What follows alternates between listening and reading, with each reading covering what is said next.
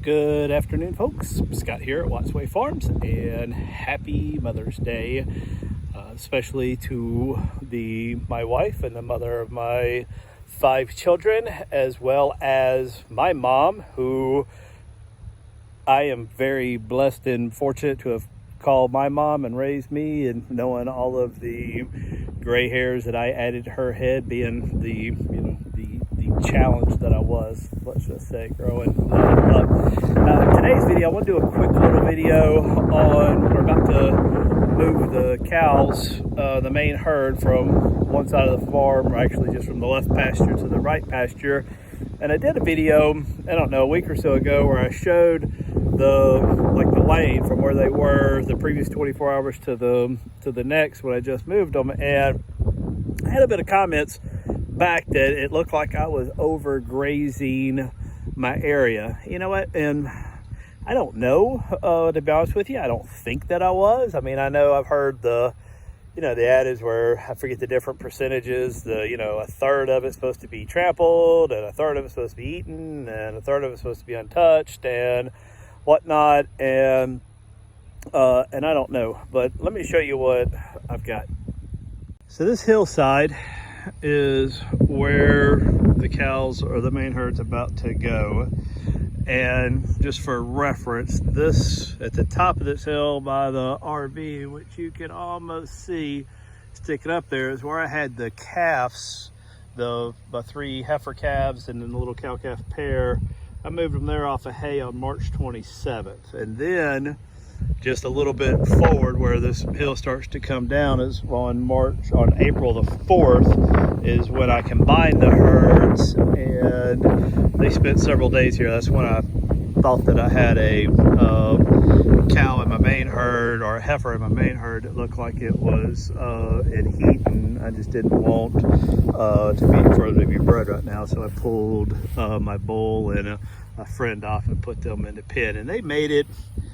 I don't know, we rotated them for a couple days through here down to about in between these 2 trees, and then they got moved over there towards that tree line to what we call the left pasture. That left pasture, and I'm gonna show you that in a second, is about an 8-acre pasture that they've been in since April the 11th, so right at a month. So 45 days ago, I had a few cows up at the top of this hill, a month ago through here, and then moved them over to there. But as you can see, I mean, this is grown back pretty heavily. And normally, and you may be asking, well, because they actually haven't been up here to this front part of this pasture. It's about a 13-acre total pasture. I'm gonna move them through here.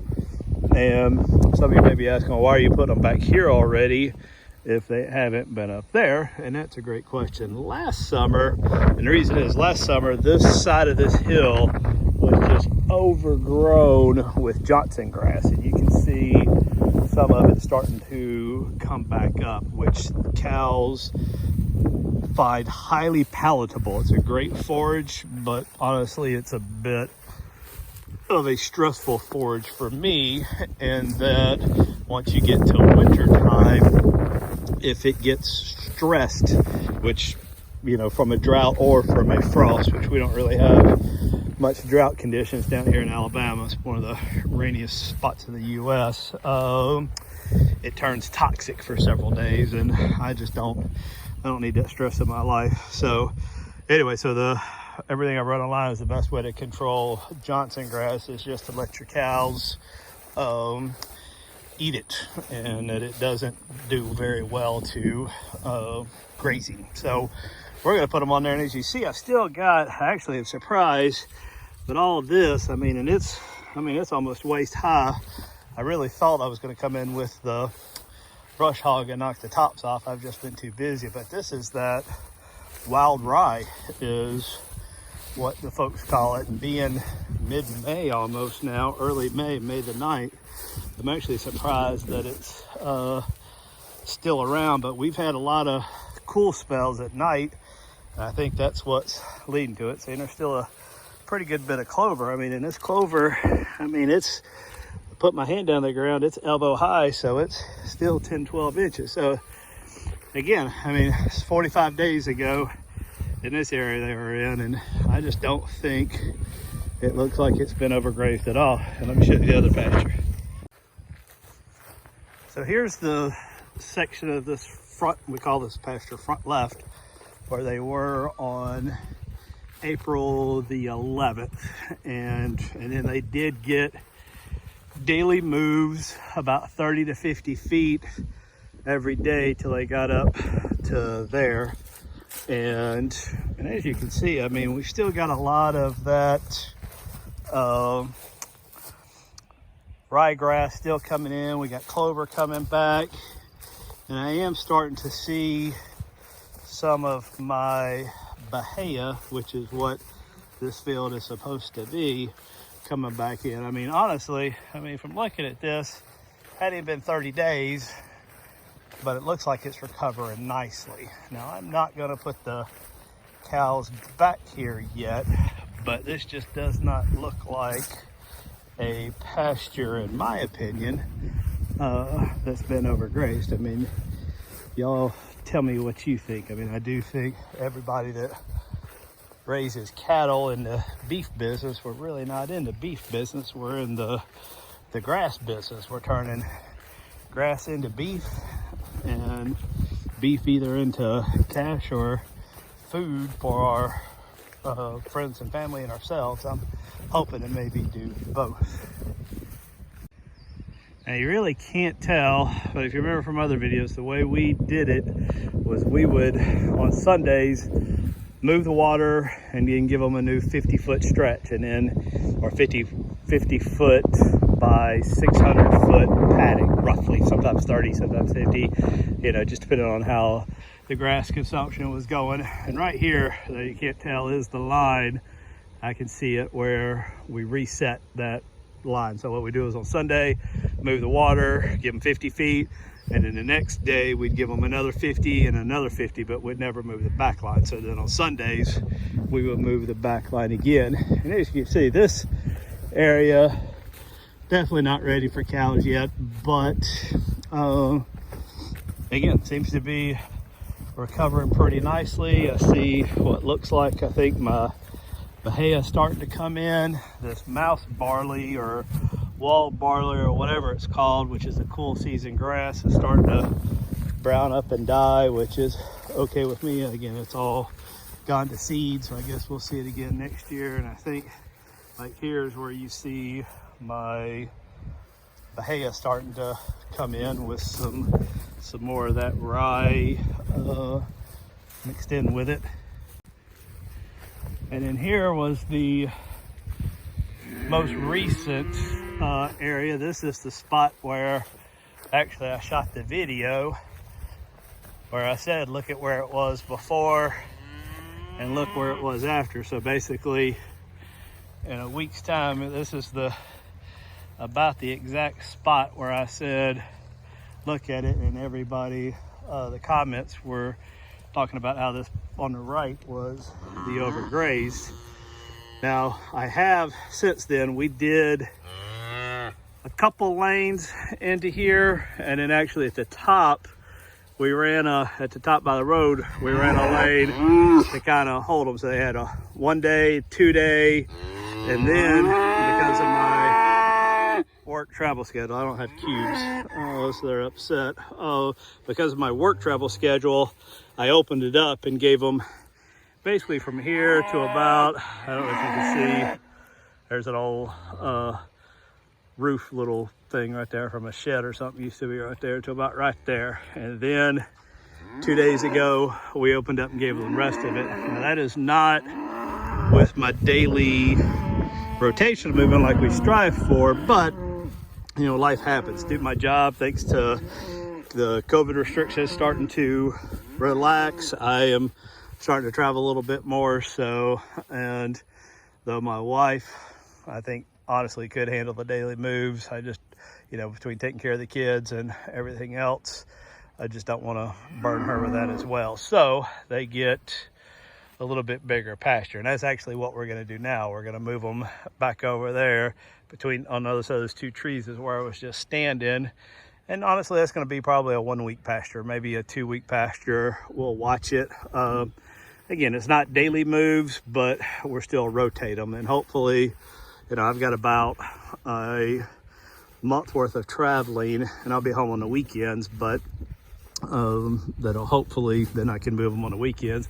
But that pasture over there, it says about 13 acres. So I expect to get 2 months out of that. And then I'll be moving them to the back pasture. So my wife is building a lane right now to help move them. Normally we would try to just Pied Piper them, but because we're going so far and we've got 5 calves now, and they just get a little skittish. They run through the line, and then Mama tries to chase after them. So hopefully with the lane, it'll kind of keep them all, I guess, pointed in the right direction better. Now, one thing to note, I do think those that might have thought the other area was overgrazed, I think would look at this where they've been and think that it's probably perfect. I mean, between some areas grazed pretty heavily, a lot of it left standing, a lot of trample, and all in all, a lot of organic material. So she's almost done with the lane, and let's get them moved.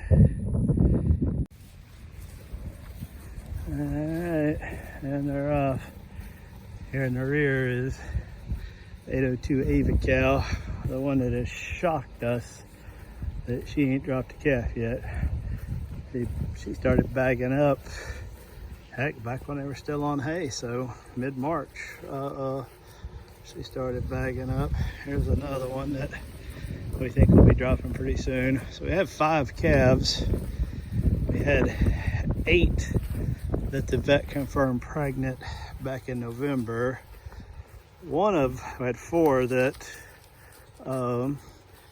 he said, one of the 4, he said he could not, because Dexter's was so small, he just could not get in there to figure out if she was pregnant or not. And 3, he said, that were open, but they were all with the bull the whole time. So we're thinking they're probably all pregnant by now. All right, now we're coming up on the little bit of the challenging spot. It's this little guy's first move. He's about 4 days old now, I think. And this is where they literally got to do a 180-degree turn. It typically goes all right, but my cows tend to want to move in a straight line. They don't seem to like turns too much. Come on, girls. Lots of green grass where you're going.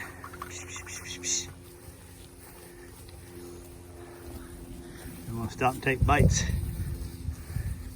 I know, it's good green grass. See how they kind of, once one of them starts going now, I just stand here for a second. I don't push them at all.